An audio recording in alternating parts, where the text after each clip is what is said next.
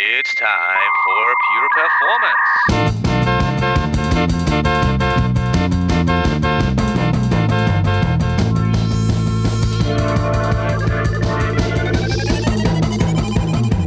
Get your stopwatches ready. It's time for Pure Performance with Andi Grabner and Brian Wilson.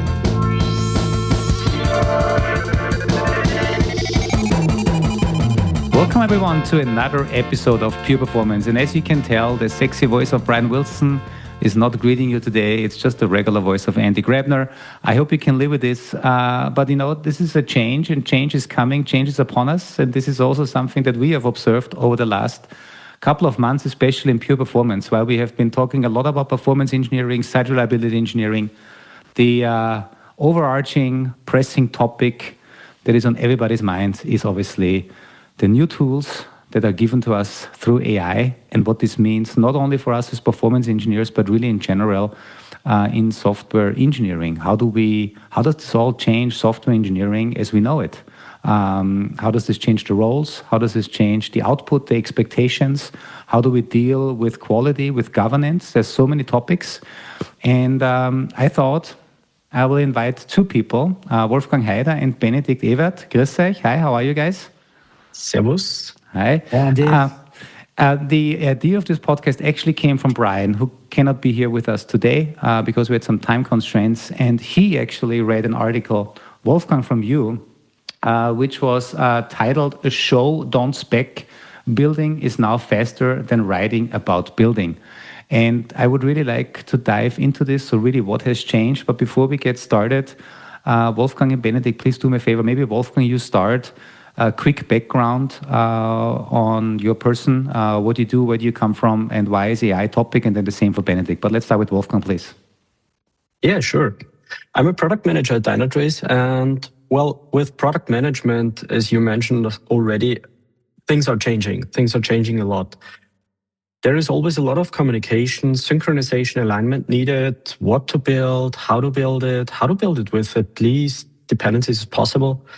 So, well, and now having tools at hand where I can really build out stuff to look at it, to almost touch it. Problem we have with software since ever, we cannot touch it, but almost there. Mm-hmm. So it's way better than iterating on a lot of text, try to explain what I have in my head. Well, now I can simply visualize it. I can do it without tool knowledge, actually. I don't even need tools for painting, for drafting any design. I simply explain what I have in my head, and I have something to show and to discuss. Yeah. I have a follow-up question on this for you, but I will take notes on this. Before we do this, Benedict, please, also a quick introduction from your end. Yeah. I think for me the real background is I'm not a software engineer, right? By training, I have some background in programming. I understand a little bit the systems in place, but for me that is really what AI is for me about. That I can basically learn and use AI as a guide to build my visions into prototypes and hopefully into real products later on. But yeah, I'm sort of a vibe coder since day one. I've tried the first GPT 3.5 Turbo, I think it was in 2022, and we've come a long way. And with the models nowadays, I think you can really accomplish astonishing things. And yeah, for me, I really try to as much incorporate this mindset of not just adopting AI, but really learning AI engineering. And I've since become way more technical and knowledgeable because I think because of the things that I'm learning through these tools, and I really see it as a big learning experience. I think a big learning experience for us all because it's going to shape our work life going forward in general. And also I see it as a real unlock for everyone's creativity because you can just be creative, work with your agent and bring your visions to life. And I think that's really an awesome vision of the future, a very empowering one. And yeah, I'm super excited about it. Cool. And also, I know you've done some internal enablement within Dynatrace engineering to show people how to leverage these new tools. Thank you also so much because you helped me quite a bit for my preparation at Dynatrace Perform this year. But I want to go back to something, Wolfgang, that you said, because I want to play a little bit devil's advocate here. I remember when I started software engineering back in the 90s, when I was in high school. We started with assembler, then C, C++, and then all of a sudden in our last class of high school, we were introduced to Microsoft MFC and Oracle Forms, kind of with Oracle Forms especially, a 4GL language where through point and click, I could very easily click together my UI and then connect it with SQL. I think I don't remember how everything was called back then, but it was a game changer from writing applications in C, C++ and assembler to then this. Now, fast forward, I also know that prior to this whole hype of AI and agentic and code agents, you, especially in product management, I saw a lot of product managers using tools that allowed you to do visual prototyping. Right? You could create visual prototypes with different drawing tools, click through UIs, and that was also already a great way. So now my question to you is, what is different? What is different now? What is different to kind of this productivity boost I saw in the 90s versus to the productivity boost I think everybody saw when we had these rapid prototyping drawing tools to what you have right now? What does AI native now really mean? So for me personally, the main difference is just also thinking about what I did in private life. I really built an app. So I published it on Marketplace. So a fully functional thing with the same effort, actually, I would have had in simply doing some designs about that app. So I spent just a few, actually just minutes at the end of typing a little bit on my phone, what features I would like to have, how it should look like, what it should do.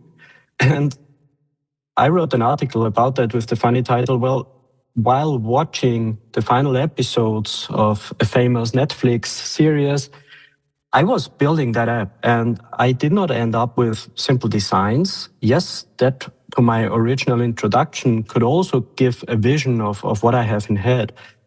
But it is the working thingy that I ended up with.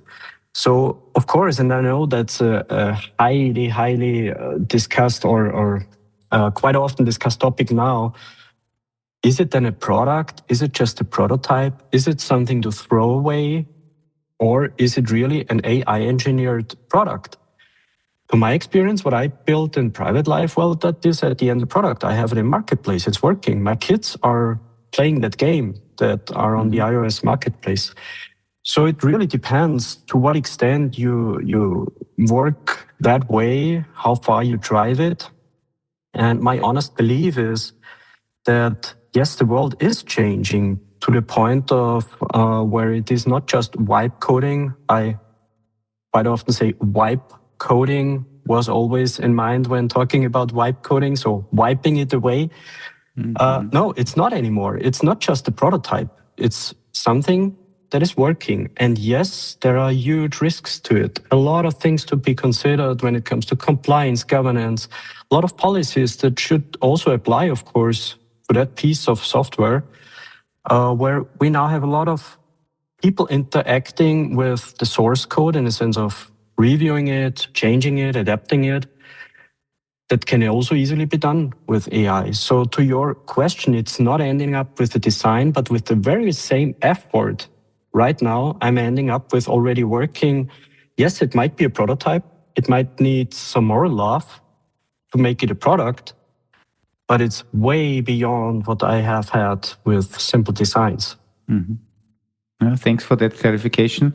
Also, folks, or Wolfgang, do me a favor. You mentioned the app that your kids are now using, that game. If it's on the marketplace, we should definitely make sure that people that listen to this podcast actually see this app coming to life. So just quickly remind me, what's the name? It's a time killer because I built it for simply killing time in the free time. So it's Time Killer, a little puzzle game. My kids love it. If you like emojis, if you like flags or number games, just for killing the time, give it a try. Very good. And we will definitely make sure. So, folks, Time Killer puzzle game. We'll also make sure to add links to the description of the podcast. Benedict, I know that you said you are not a software engineer by trade, but really AI has helped you to unlock your productivity. And you said, I think since 2022, you've kind of played with this technology. What has changed, or let me ask you in a better way, what have you learned over the last couple of months, especially on how to better leverage that technology and not just have it used like the way I started with it, right? Like everybody, please create that script for me, or please create that function for me, or show me how to get started. Can you tell me a little bit more about what is, if somebody just starts or is in the early steps, what is the right way to use this technology to really become productive with the tool that we've been given? Yeah. So I also build my own applications and try to launch them. And Wolfgang actually was an inspiration for that for me as well. It's just a shout out to him because I've also published now my first macOS app that's like a voice interface that allows you to control your Mac, which is actually working really well. And that actually I started just before Christmas, and that connects really well to your question, Andi, because I think there was this aha moment or another quantum jump in these models' capabilities when Opus 4.5 was released in December. And since then, we've seen GPT-5 free codecs and now already the newer versions, Opus 4.6 and Codex 5.4 we are at. So it's hard to keep track of all of that. But these models allow you to really produce a great code. I think that they are really awesome in understanding the system you're working on, and they are really good at figuring out sort of the architecture of your product. And they're very smart about it. They know how to investigate your code base. They know a lot of the stuff that already works out of the box. And I would say that pushes almost the boundary of products you can build without taking too much care of the surroundings, right? Without taking too much care about the overall architecture, the overall vision. Maybe even you don't need to think that much yet about where do I deploy this, what's the production infrastructure and stuff like that. But no matter how good those models get, once they hit the real world, the product that you're building with them faces a lot of different constraints than whatever works in your machine. So when I go about playing my products, I almost employ the same kind of mental model that classical software engineering uses. I just do it with AI, right? Like I build story documents and epics. I try to define as well as I can before I build it what I want, what it should look like, what the constraints are. I try to write detailed architecture documents so that my AI later knows what to do and how to do it, and they can reference these documents. I build story specs. I do documentation and all of that stuff, and I review all of that multiple times over with different personalities. So I basically I used to have to instruct the AI very precisely what to do and what to check. Now that these models are way smarter, they can do it on their own. They already have a lot of procedural knowledge baked in. They have design knowledge. They know architecture really well. So you don't need to be as like much hand-holding anymore. But I still do these passes. I still review all my stories. I review the architectural plan and all that stuff in dedicated passes when I come up with my product design. And then the same thing happens. So I go to implementation. The agent writes my code, writes my product. But I also do post passes that post implementation passes that classical software engineers do. I do a code review. I check, and then I check also once I deploy it, I do sanity checks and checks against my architecture. So to really make sure, like end to end, that the system works and works in a sustainable fashion, so that I don't run into surprises later on. And yeah, AI has really made huge strides in automating a lot of that more and more without hand holding. But yeah, this is really the big quantum jump I saw is just the model's capabilities, and that they have a lot of knowledge baked into the models that you don't need to instruct them, at least procedurally, as much anymore. Yeah. I think because Wolfgang and I have some experience now with very specific programming language that is on Apple devices, namely Swift. There's models, I would say, or there's programming languages actually, that the models don't know that well and where they need more, at least technical knowledge. So you still need to provide good context on that end, I would say. But when it comes on to the more procedural tasks like design or architecture, they have a lot of knowledge already baked in. And it's been a joy because it's way more fun and you are way faster with implementing stuff now and building products and bringing them to life. Cool. You bring up a very good point because you said in the very beginning, I think you had to apply the same good principles of software engineering, right? Everything that we have learned as software engineers over the years, how you're doing a good requirements document, like how you really understand what is the problem you want to solve, and then writing good requirements, speccing it out. Obviously, then the life cycle of software does not end at the end of the prompt. It goes much further. How do you scale this? How do you validate this? And all this. For me, I just thought about, and I'm not sure if this is the right term, but if you remember the T-shaped persona that we talked about. So T-shaped meaning really broad. So for me, the best, one of the, a capability of an engineer that can truly become very efficient with these new tools is somebody that has a very broad understanding, the T, from the idea, the creation of an idea until it's in production, until you retired it. But you don't need to be a deep expert in every single aspect, but you need to have the full end-to-end understanding. I think if I remember this correct, I think we call them T-shaped personas. Right? I really like this idea a lot. I didn't know the T-shaped personas, honestly, but I think if you're a generalist, it's really, really helpful. And it even goes further than that, I think, because think about it. At the moment, you have software engineering teams building products end-to-end. But for example, how do you go about go-to-market or these things? But with AI, you can. Yeah. Because you get a change log, you have the product vision, you know exactly what you want to build, so you just instruct the agent with the right context, obviously, but you tell it, hey, craft me a go-to-market strategy for this, and it can do it. So I want to even say it goes further than just the software engineering part nowadays. You can really think beyond boundaries and automate a lot more and communicate a lot more. Like AI just allows you to do a lot more things than you previously could have. Wolfgang, any thoughts from you on that?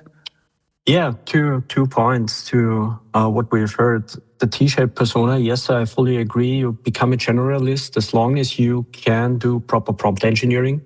So you need to learn how to instruct any other individual, in that case, by coincidence, an agent, an AI, how to instruct it to do what you want it to do. So you become more or less a people manager at the end. You become someone who needs the very same skills as of now to properly delegate, to properly formulate, to properly craft the idea into written words, what you want to have. And yes, maybe the other individual already knows you very well, has memory files. Well, in our case, in real life, the longer you work together, the more beers you had together already, the more they know what you're really talking about when you just very briefly throw something in what you want to have.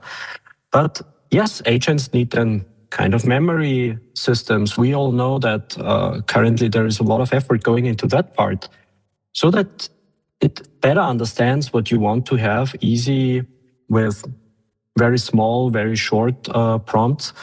But what at the end you need on an enterprise scale in bigger companies with software products that really serve critical business systems, well, what you want to have is to make it reproducible. You do not want to have that one agent with all of that memory and that one individual that is the only one who can properly prompt that agent. You want to have everything documented in a way that you have any failover. You have other people who can take over work.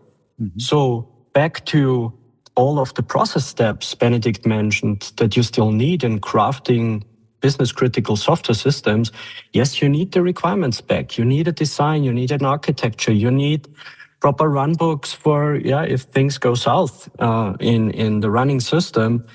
And to have that whole chain, you cannot simply do a bit of prompting, next prompt, and you have a fully operational product.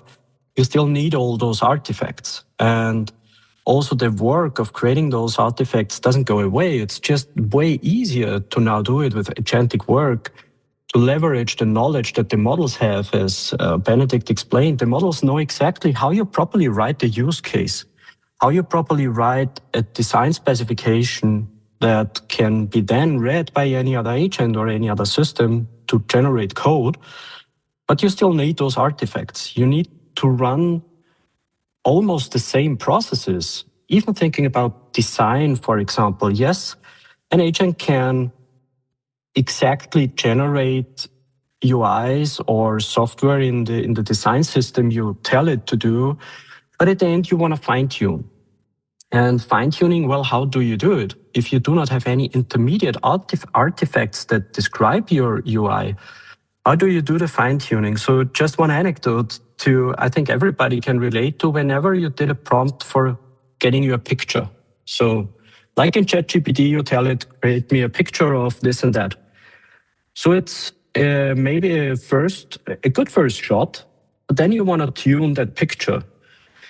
And if you do not have a very precise description of what is in the picture, it's really hard to fine-tune it. And so what is way better for that example, first, do some iteration on the prompt. Tell it what you want to have in the picture. Let it ask you for details. Fill in the details of that picture. And then you have a written form of that picture you want to generate, and then generate. And then if you don't like it, you know exactly where in that prompt description, for example, you need to change something to get the picture tweaked. And that analogy, I think, is something that is very much applicable also to the whole software engineering process. So any AI software development lifecycle is, it needs all of those artifacts and not just a bit of prompting and you have a fully operational product. I really like that example, Wolfgang, because so many times have I prompted for an image and then I had to go through many, many cycles and many, many wasted CPU cycles and costs because it always regenerates the whole image. And I like the idea of first optimizing the prompt or the definition of what you really want. I also, on that same topic, I had a discussion last night with friends, and maybe you're aware of this, I was not. But it seems when you're prompting and you're creating an image, then some of these models, some of these SaaS offerings, they have a second agent that then validates the output. Is this really what was generated, what was asked for? And then they're basically going back and forth until really something comes out before it actually gets pushed back to the end user. And I really like the idea when you think about software engineering, when you think about you describe what type of UI you want, what type of user flow you want, right? Maybe we need to then also create agents and we need to think about functional testing and UI validation as also an agent that automatically then gives feedback to the agent that generates the code on, hey, is this according to our specs, according to our colors, design principles, blah, blah, blah, and does everything work? So I really think, because I know Wolfgang, where both of us have a big background in software quality, in testing.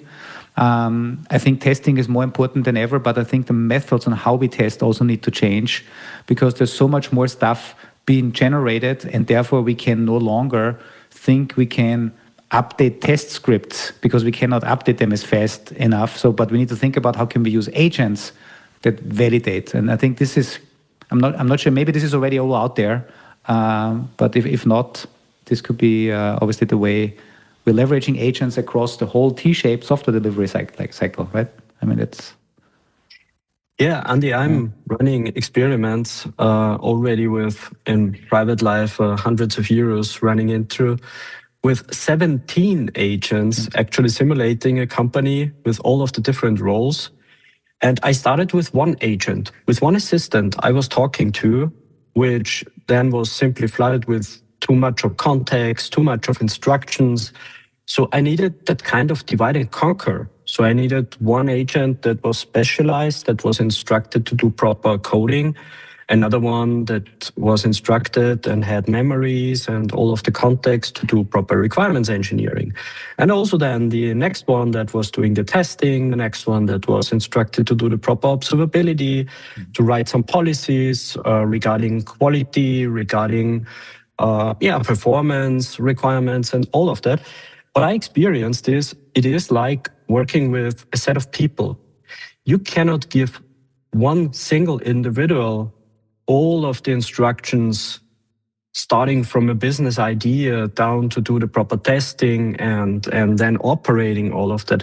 That's simply too much for one individual to, first of all, know all of that, how to do, but also, even if I would have the knowledge, I would be, not sleeping well, thinking about all of those steps all the time. So I need that divide and conquer in human.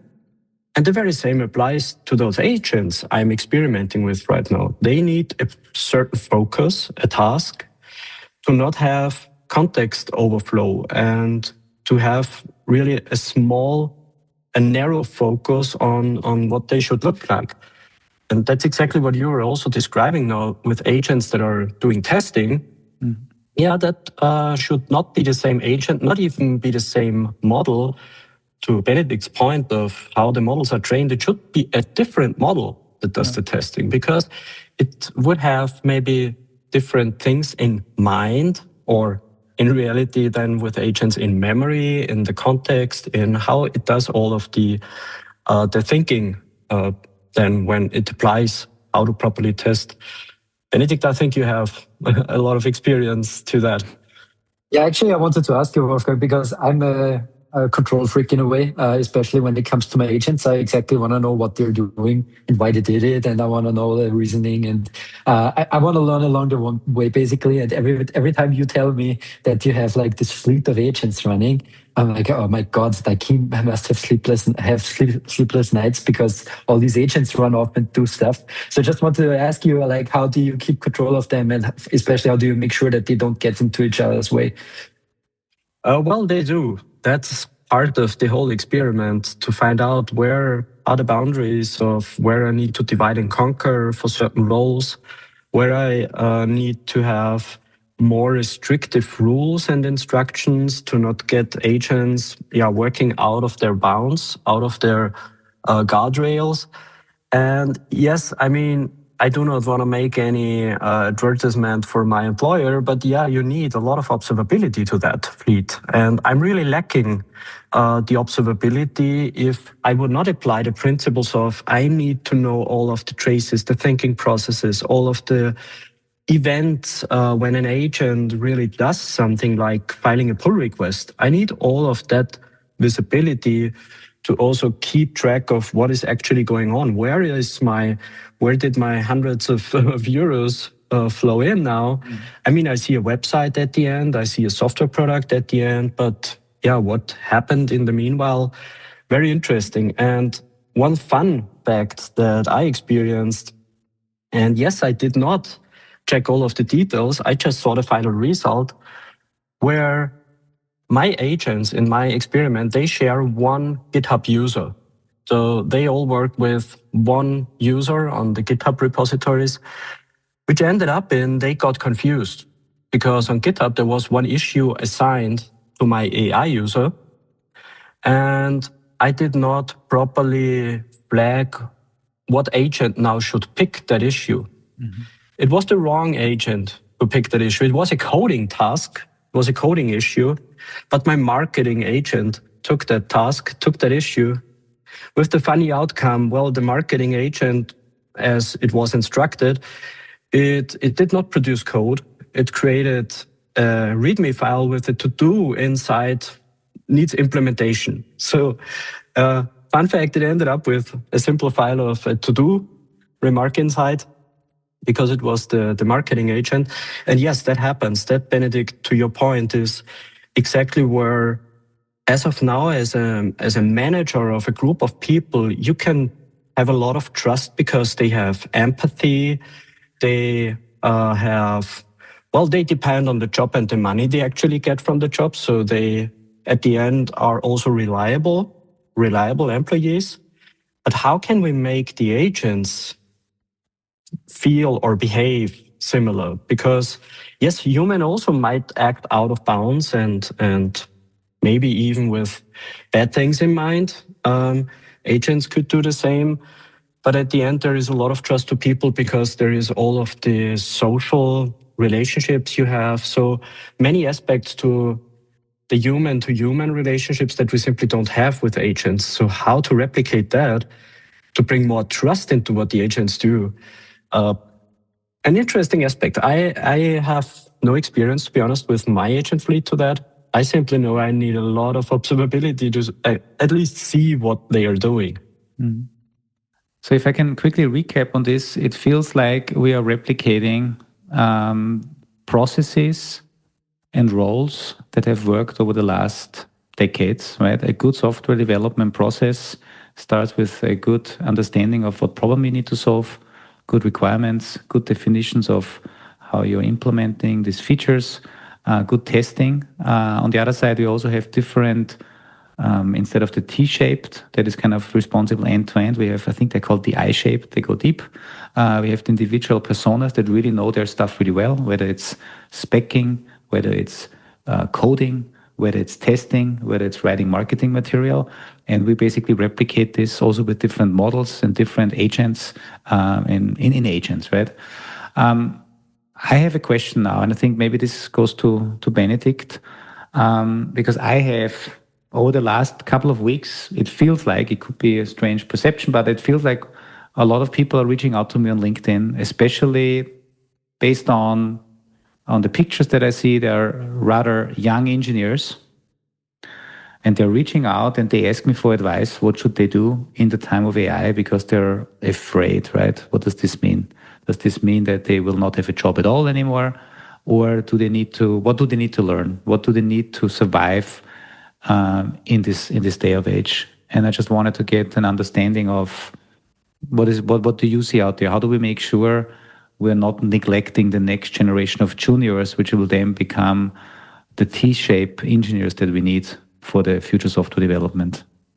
Yeah, that's a really good point, Andi. And I think there's also out there, I think, a lot of miscommunication because I think there is a tendency to see the glass half empty on that. I see that internally too, people coming to me or designers saying, well, what do we now need designers for? Because the agent can just design for you, right?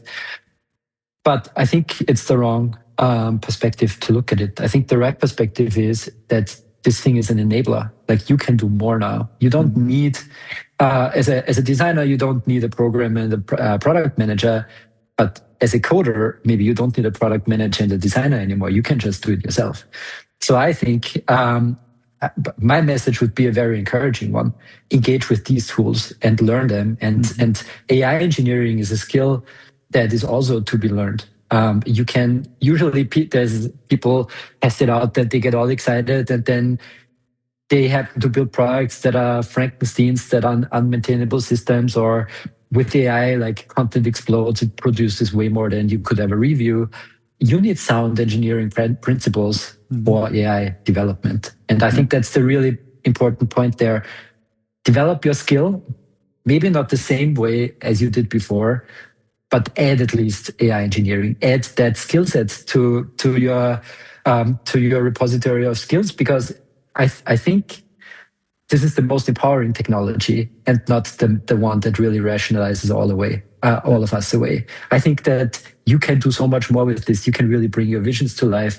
And in order to do that, you need to experiment. You need to engage with it.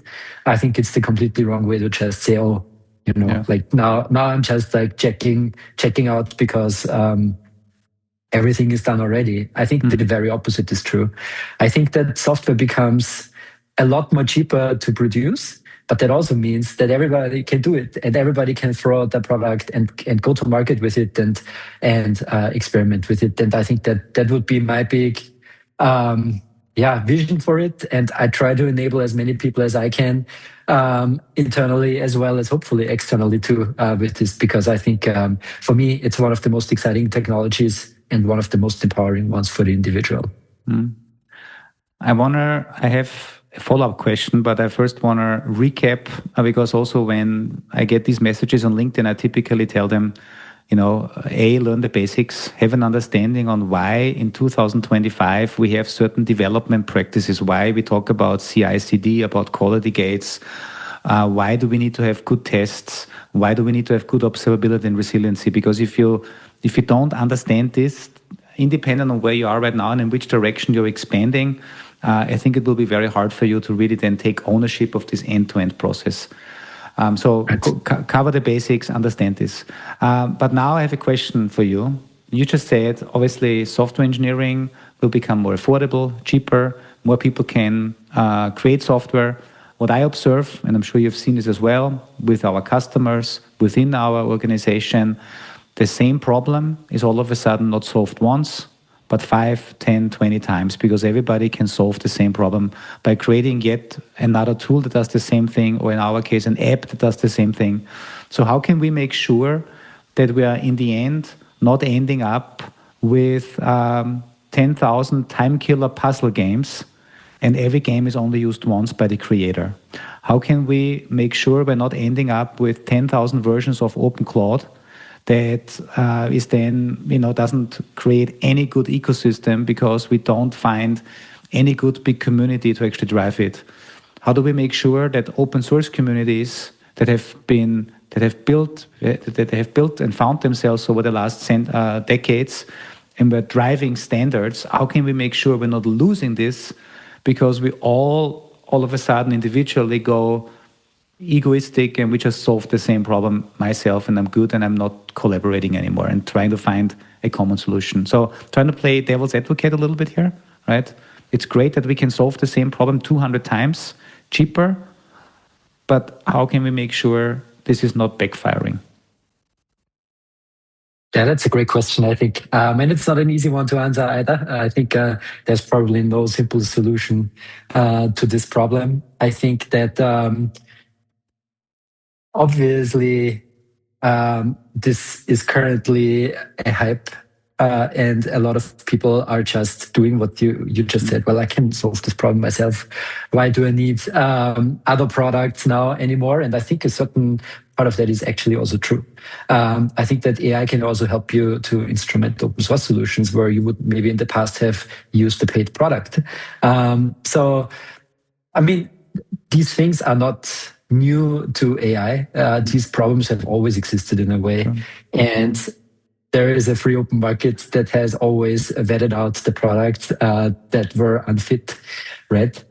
So this has always been a topic, but I think company internally, what at least we are trying to do is having forums, having discussion groups, engaging with the technology, and then sharing everything we can, having good practices in sharing not only our knowledge, but also the things we built, the things we've learned along the way, and then collaborate on it. Because ultimately, I think not only, so I think the one thing is true that you said, people can just build a lot easier products, but I think the bar for quality products will increasingly be higher.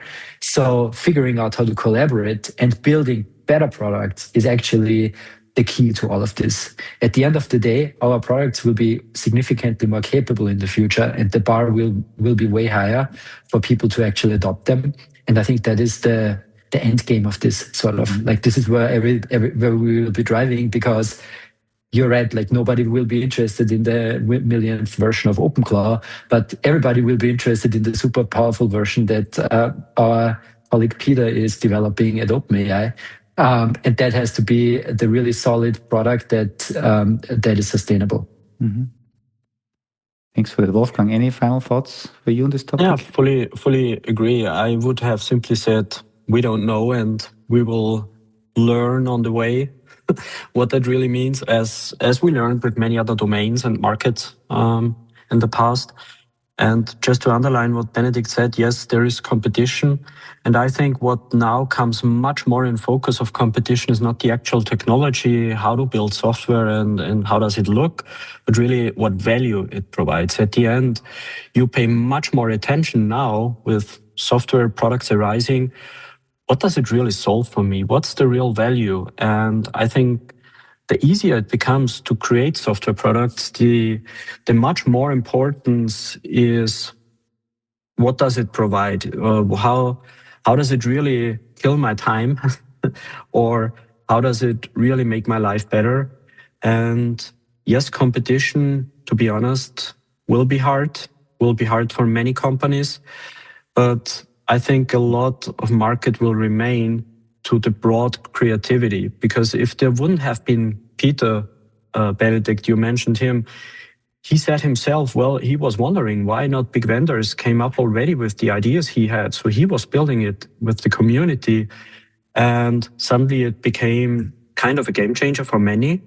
And I think that will happen just much more often, that it's not just the big vendors who are capable of disrupting something. It's given that power of AI, crafting software products, it becomes the commodity of building that, but the best ideas will survive. Mm-hmm. And for everybody that has escaped all the hype around OpenClaw, when we talk about Peter, it's Peter Steinberger, an Austrian software engineer that obviously made the big news and made it to the Silicon Valley with his OpenClaw project. Guys, thank you so much for this. I know we are just in the beginning phases of this revolution. It's no longer just an evolution. I think it is a revolution because it will change a lot of things. And we can obviously see it every day with the new models, with the new tools, with new products coming out. It's really hard to keep track of everything, to be honest with you, from my perspective. I'm sure you see the same thing.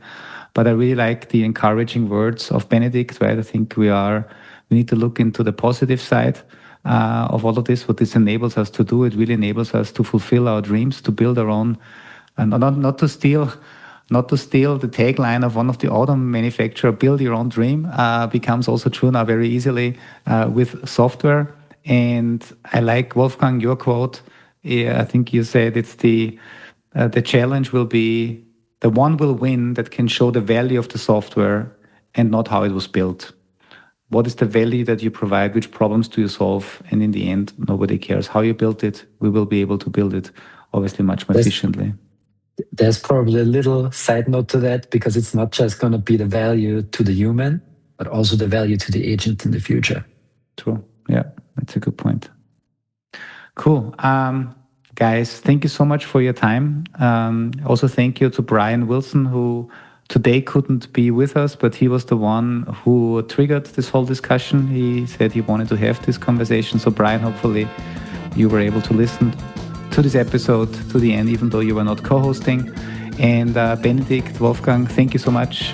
Keep us posted. I know obviously we talk anyway all the time, but really exciting, and thanks for doing what you do. And any other links, anything else that you wanted to share, just let me know and we'll add it to the show notes.